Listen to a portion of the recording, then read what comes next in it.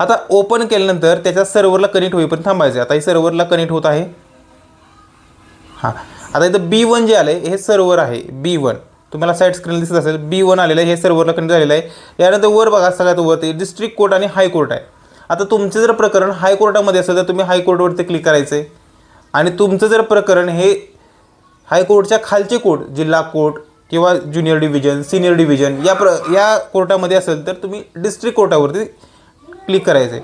आता आपल्याला तारीख पाहायची आहे. यासाठी तुम्हाला केस स्टेटसवरती यायचं आहे. केस स्टेटसवरती आल्यानंतर इथं सिलेक्ट स्टेट म्हणतं आहे. आता इथं आपलं स्टेट जे आहे, राज्य आहे महाराष्ट्र, आणि या महाराष्ट्राला आपण क्लिक केलेलं आहे. यानंतर जिल्हा निवडायचा आहे. आता माझा जो जिल्हा आहे हा सोलापूर जिल्हा आहे, तर आता मी सोलापूर जिल्हा निवडत आहे.